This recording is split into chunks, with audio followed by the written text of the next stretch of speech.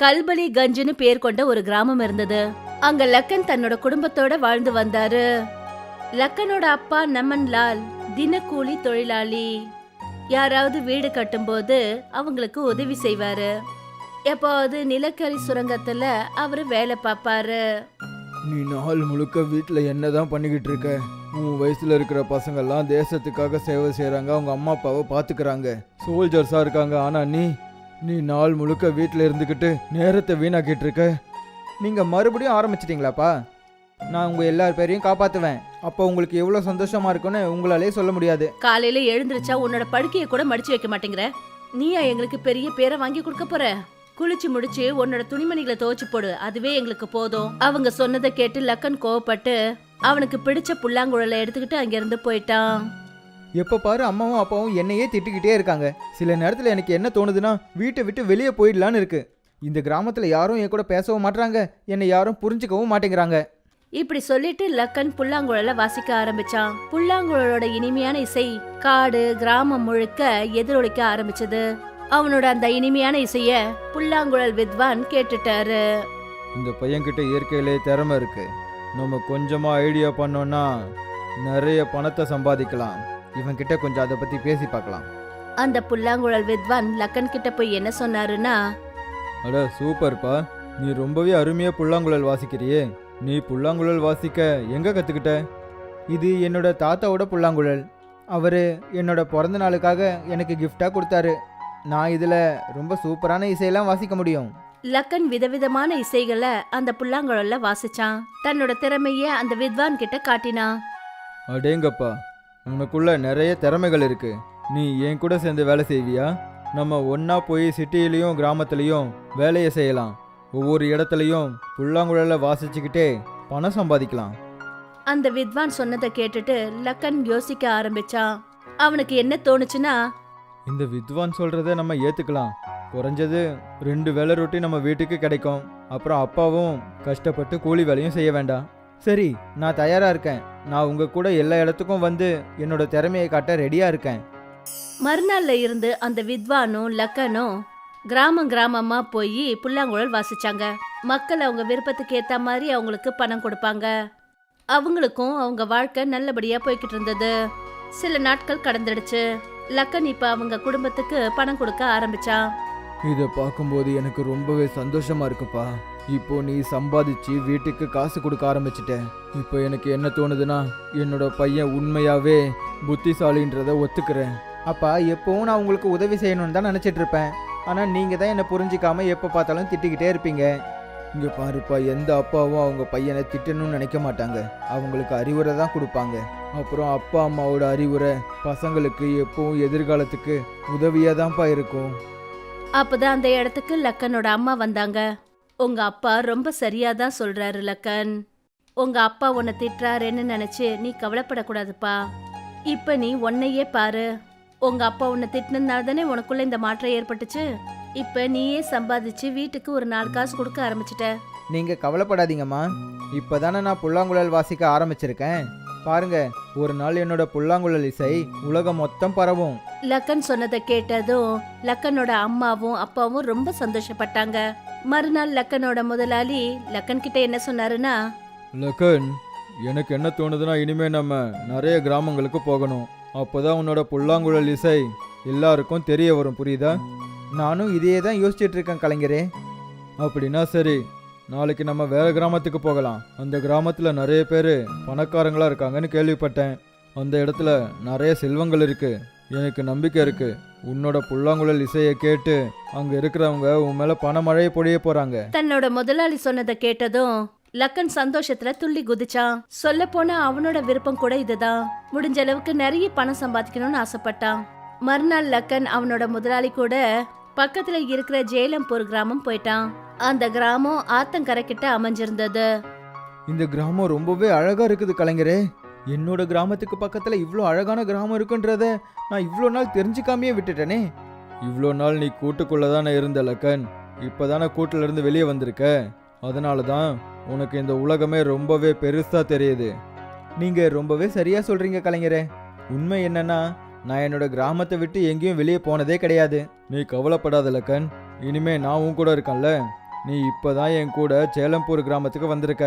கண்டிப்பா ஒரு நாள் நீயும் நானும் சேர்ந்து வெளிநாடு வரைக்கும் போக போறோம் பாரு. இது எல்லாமே உங்களால தான் கலைஞரே.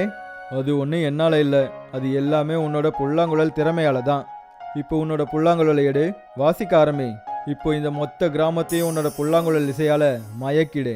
தன்னோட முதலாளி சொன்ன உடனே லக்கன் புல்லாங்குழலை எடுத்து வாசிக்க ஆரம்பிச்சான். கொஞ்ச நேரத்துக்கு அப்புறமா லக்கன் புல்லாங்குழல் வாசிக்கிறதுல தன்னையே மறந்துட்டான்.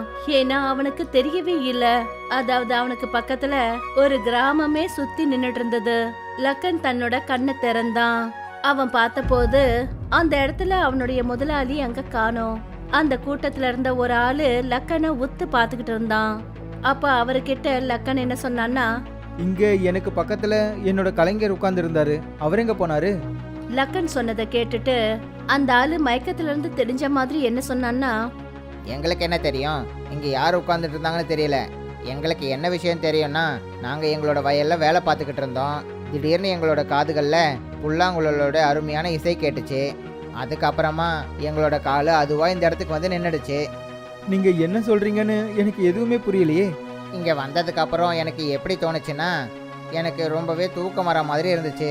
நான் எப்போ தூங்கினேன்னு எனக்கே தெரியலை. நீ பேசினதுக்கு அப்புறமா தான் நான் கண்ணே முழிச்சேன். அந்த மனுஷன் சொல்றதை கேட்டுட்டு லக்கன் யோசிக்க ஆரம்பிச்சான். லக்கன் அந்த கிராமத்து ஜனங்க எல்லார்கிட்டயும் கேட்டான். எல்லாரும் அந்த ஆள் சொன்ன மாதிரியே சொன்னாங்க. விசித்திரமா இருக்கே, நான் என்ன புல்லாங்குழல் அவ்வளோ அருமையாவா வாசிச்சேன்? என்னோட புல்லாங்குழல் இசையை கேட்டுட்டு கிராமத்தில் இருக்கிற எல்லாரும் தூங்கிட்டீங்களா? அப்பதான் லக்கனோட காதுகள்ல அந்த முதலாளியோட குரல் கேட்டுச்சு. நீ ரொம்பவே சரியா சொன்ன லக்கன், நீ புல்லாங்குழல் அவ்வளோ அருமையாக தான் வாசிக்கிற. சரி வா, இப்போ நம்ம இங்கேருந்து போயிடலாம். ஆனால் கலைஞரே, நீங்கள் எங்கே போயிட்டீங்க? நீங்கள் தானே என்கிட்ட சொன்னீங்க இங்கே இருக்கிறவங்களாம் என் மேலே பணமழையை பொழியுவாங்கன்னு. ஆனால் இவங்க எல்லாருமே தூங்கிட்டாங்களே. எல்லா விஷயத்தையும் நான் உங்ககிட்ட அப்புறமா சொல்கிறேன். இப்போ நம்ம இங்கேருந்து போயிடலாம். கொஞ்சம் தூரம் போனதுக்கு அப்புறம் அந்த முதலாளி லக்கனோட கையில கொஞ்சம் பணத்தை கொடுத்தாரு. இது என்னது கலைஞரே? இதுதான் நீ இன்னைக்கு புல்லாங்குழல் வாசிச்சதுக்கான பணம். அதை எனக்கு ஜெயலம்பூரோட கிராமத்து தலைவர் கொடுத்தாரு. நீ புல்லாங்குழல் வாசிச்சுட்டு இருக்கும்போது என்னை இந்த கிராமத்தோட தலைவர் வந்து கூட்டிக்கிட்டு போயிட்டாரு. நாளைக்கு நம்ம இன்னொரு கிராமத்துக்கு போகலாம். அந்த நாள்ல இருந்து அந்த முதலாளி லக்கனை இன்னொரு கிராமத்துக்கு கூட்டிட்டு போவாரு. லக்கனோட புல்லாங்குழல் இசைய கேட்டு கிராமத்து மக்கள் எல்லாருமே தூங்கிடுவாங்க. அப்புறம் கொஞ்சம் தூரம் போய் அந்த முதலாளி லக்கன் கையில கொஞ்சம் பணம் கொடுப்பாரு. லக்கனோட குடும்பத்தை சேர்ந்தவங்க ரொம்ப சந்தோஷமா இருந்தாங்க. லக்கன் இப்போ தினமும் பணம் சம்பாதிச்சு வீட்டுக்கு கொண்டு வர ஆரம்பிச்சான். ஒரு நாள் காலையில என்ன நடந்ததுன்னா, லக்கன் தூங்கி எழுந்த போது திடீர்னு ஒரு போலீஸ் ஜீப்பு லக்கனோட வீட்டு வாசல்ல வந்து நின்னுச்சு. நீங்க யாரு? இங்க என்ன பண்ணிட்டு இருக்கீங்க? நீங்க பேசுறத பார்த்தா உங்களுக்கு ஏதோ தெரியாத மாதிரிலாம் இருக்கு. உங்களோட பையன் எங்க இருக்கான்? அப்பதான் அங்க லக்கன் வந்தான். என்னாச்சுப்பா? போலீஸ் நம்ம வீட்டில் என்ன பண்ணிட்டு இருக்காங்க? எனக்கு தெரியலப்பா, உன்னை பத்தி தான் கேட்டுக்கிட்டு இருக்காங்க. நீ ஏதாவது தப்பு பண்ணிட்டு இங்க வந்து மறைஞ்சிருக்கியாப்பா? நீங்க ஏன்பா இப்படியெல்லாம் பேசிட்டு இருக்கீங்க? அப்பதான் போலீஸ் அதிகாரி லக்கன் கிட்ட வந்து சொன்னாரு. அப்படியா? அப்படின்னா நீ உன்னோட வீட்டில் இதை தான் சொல்லி வச்சிருக்கியா? நீ நியாயமான வேலையை தான் செஞ்சுக்கிட்டு இருக்கேன்னு. நியாயமான வேலையா? நீங்க என்னதான் சொல்ல வரீங்க? நான் நியாயமான வேலையை தான் செஞ்சுக்கிட்டு இருக்கேன். தேவையில்லாமல் உளராத. எனக்கு எல்லாமே தெரியும். நீ என்ன பண்றேன்னு தெரியும். 10 கிராமங்களுக்கு போய் திருட்டு வேலை செஞ்சதுக்காக நான் இப்போ உன்னை அரெஸ்ட் பண்ண போறேன். போலீஸ் அதிகாரி சொன்னதை கேட்டதும் நமன்லால் அதிர்ச்சியில உடைஞ்சு போயிட்டாரு. நீங்க இப்போ என்ன சொல்லிக்கிட்டு இருக்கீங்க? நான் ரொம்ப சரியா தான் சொல்றேன். உங்களோட பையன் புல்லாங்குழல் வாசிட்டு இருக்கான். அந்த புல்லாங்குழலோட இசையை கேட்டு கிராமத்தில் இருக்கிற எல்லாரும் மயங்கிடுறாங்க. அந்த நேரத்தை பயன்படுத்திக்கிட்டு இவன் கிராமத்தில் இருக்கிறவங்க வீட்டில் இருக்கிற பூட்டை உடைச்சு அவங்களோட எல்லா நகைகளையும் அங்கே இருக்கிற பணம் எல்லாத்தையும் எடுத்துக்கிட்டு வந்துடுறான். நீங்கள் தேவையில்லாமல் என் மேலே குற்றம் சொல்கிறீங்க. நான் அந்த மாதிரி எதுவும் பண்ணதே இல்லை. நீ என்ன பண்ண என்ன பண்ணலைங்கிறத என் கூட ஸ்டேஷனுக்கு வந்து நான் விசாரிக்கும் போது சொல்லு. நான் சொல்கிறத தயவு செஞ்சு நம்புங்க. நான் ஒன்றும் திருடன் கிடையாது. என்னால் எப்படியும் கண்டிப்பாக உன்னை நம்பவே முடியாது லக்கன். ஏன்னா உனக்கு எதிராக ஒருத்தரோ 2 பேரோ கிடையாது.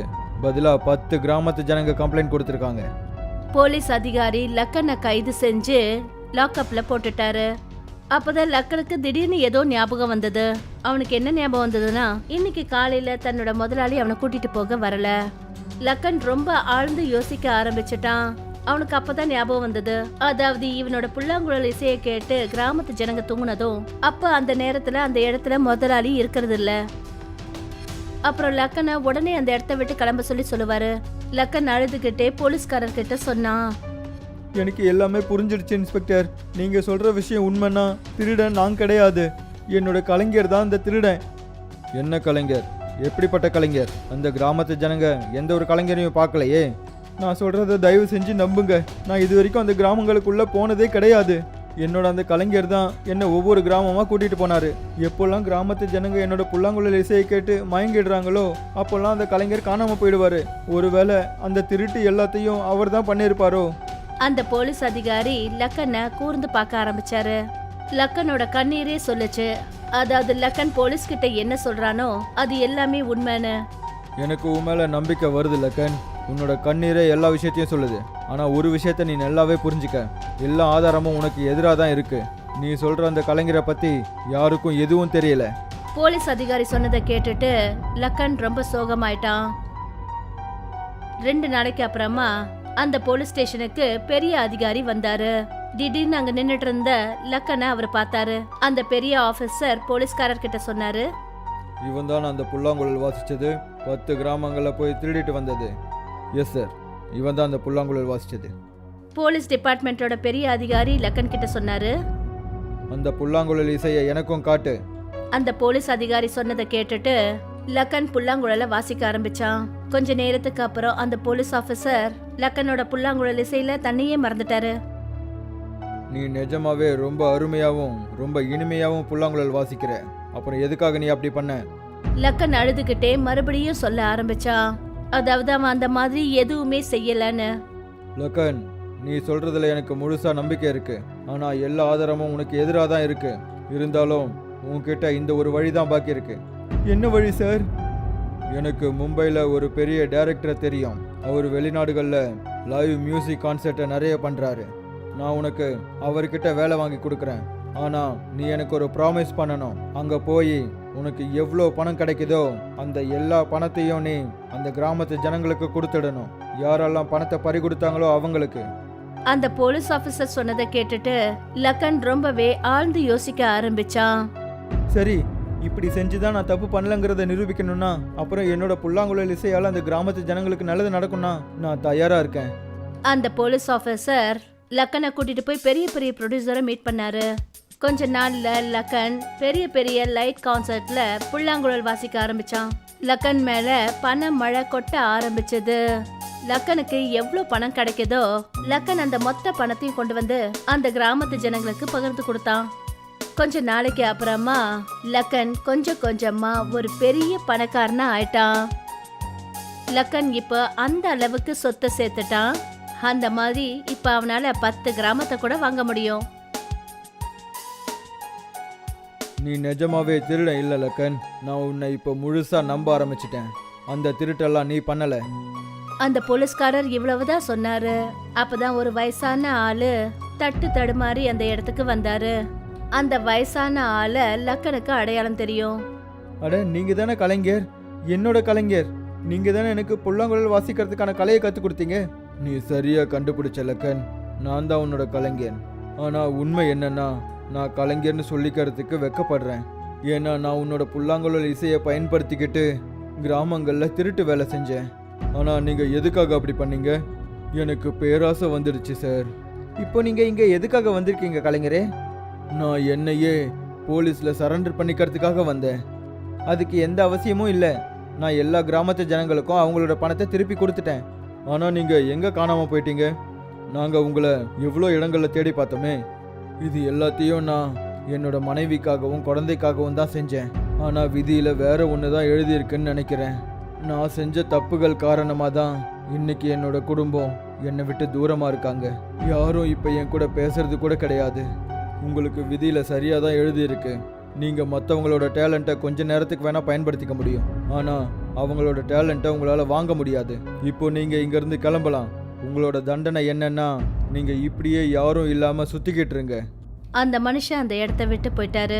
அதுக்கப்புறம் லக்கன் கொஞ்ச நாள்லயே அண்டை நாடு வெளிநாடுகள்லாம் ரொம்ப பிரபலமாயிட்டான்.